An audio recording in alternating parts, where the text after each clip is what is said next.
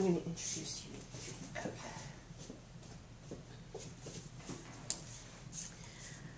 Megan O'Mara has spent more than 25 years in publishing, including 10 years marketing newspapers and their websites. She has also worked with several nonprofits over the years to advise them on marketing and public relations initiatives. Megan, thank you for being here. I'm glad to be here. And helping.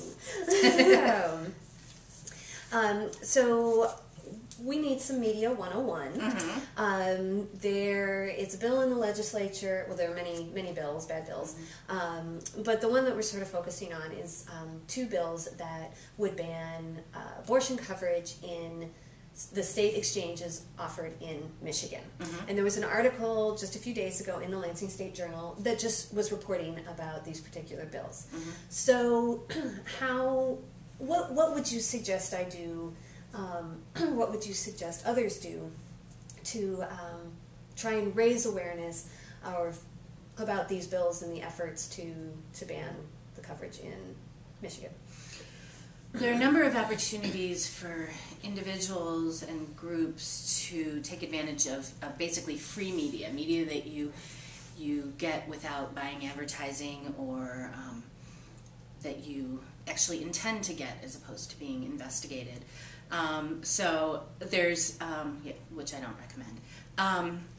And partially what you want to do is keep a good eye on what's going on in the media and the legislature, so that you can time everything correctly, because there's opportunities to respond to things, there's opportunities to put your view out there. One way is to write letters to the editor. Okay. And that is usually done in response to a piece or in response to public statements or bills that have been made, and you're expressing an opinion. If you think about, most newspapers have a goal of trying to increase community conversation, and that's what they're looking for, is to get a variety of views.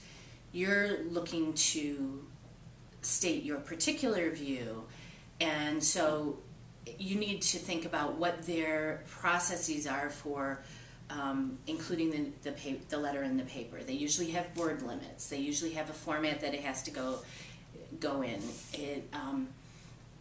You need to write it well and write it briefly, and then expect it to be edited, because there's going to be some space limitations. You should reference the specific coverage in the newspaper or the specific bill and clearly state your view associated with it. And you should,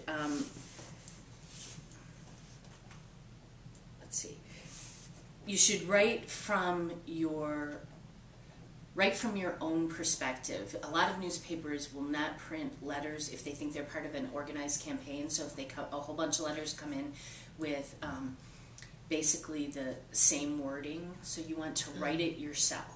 So if you're just copying talking points, that will be obvious. Right. It'll be a red flag to the newspapers that there's a campaign here, and it won't feel genuine. So you want to write it from your own heart, and make sure you put it in your own words. So even if it's coming from a particular organization, is that a problem? If you're representing a particular organization, then by all means you should represent them, and represent them well. But if you don't want to ask 300 people to write basically the same letter to the newspaper, because they're unlikely to get published. All right, good to know. But if 300 people all write letters that are clearly their own words, then that's fine. And right. Other things that you want to think about is the timing of when you're writing.